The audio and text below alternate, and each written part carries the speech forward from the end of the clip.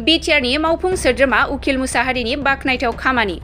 सरकारनि बिथांखिखौ नेबाय थायालासिनो गावनि रांजोंनो गामि ओनसोलाव थानाय गामियारि फिसा फिसा लामा दालां फरायसालि न' मन्दिर गिर्जा न' बायदिफोरखौ फोसाबनानै होगासिनो दङ बिटिआरनि मावफुं सोद्रोमा उखिल मुसाहारिया।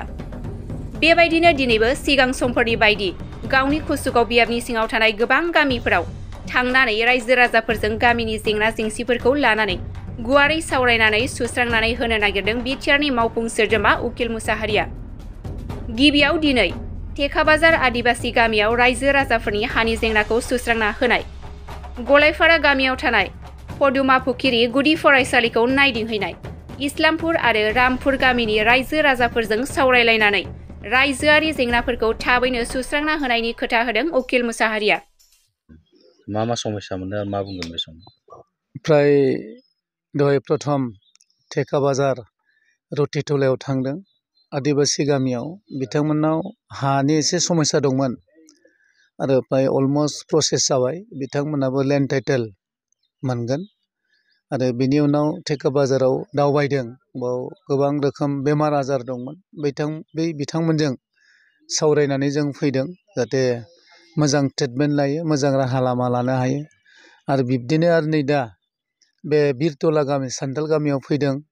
बिथांमोनजों सावरायदों जे गामियाव मा जादों आरो मा जायाखै, मा समस्या दं, दैज्लां बोथोर फैगौ, बान्दोफ्रा माबोरै दं आरो माबोरै गैया, लामाफ्रा माबोरै दं माबोरै गैया, बेखौ नायबिजिरनानै जुदि प्रब्लेम दंबा बेखौ जोङो मावनायनि लामा लाबाय थादों। आरो दहाय रामपुर राभा गामियाव थांदों।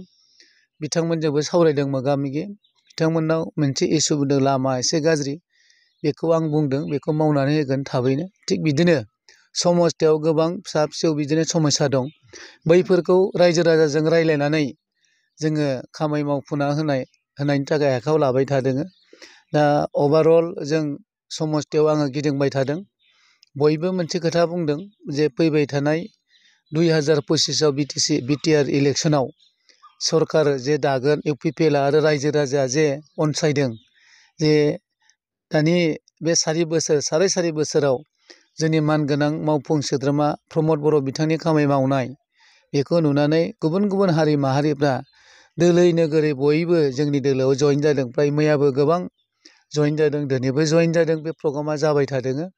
ओंखायनो आं आसा खालामो जोङो रायजो राजानि मदद आरो हेफाजाब मोननानै आरो फैबाय थानाय 2025आव जे इलेक्सन जागोन बेयावबो देरहासार जानानै रायजो राजानि जाहाथे खामानि मावनो हायो आरो खाबु मोनो, बेखौनो आं खावलायो।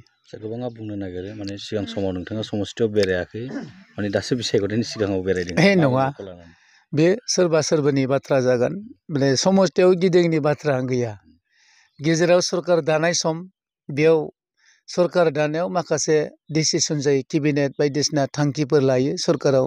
बेयाव माने जोङो नागारनो हाया जायो मिटिंफोरखौ, पलिसि स्ट्रेटेजि बानायो। दा बैफ्राव जों कनस्टेन्टलि मिटिं एटेन्ड खालामनांगौ जायो। बै समफ्राव एसे एनै समस्थियाव थानो मोनाखै, खिन्थु दा आं समस्थियाव थायैनि खोथा गैया। आरो कनस्टेन्टलि गुबुन गुबुन जाथि हारि माहारिफोरजों जों नट अनलि आं, जोंनि टिम इयुथ आरो पेरेन्ट बडि जों ज'यैनो गिदिङो। दा सुख दुख मा दं मा गैया, मा मावनांगौ मा मावनाङा, हयथ'बा एसे लेट जादों बा जों मावदोंबो। दा ओंखायनो जों जेसे हायो एसे रायजो राजाजों जगाजग खालामबाय थादों, रायज्लायबाय थादों। फैबाय थानाय समाव बिब्दिनो आरो जाहाथे खामानि मावनो मोनो, जाहाथे रायजो राजाया सुजुग होयो, आं बेखौनो खावलायो।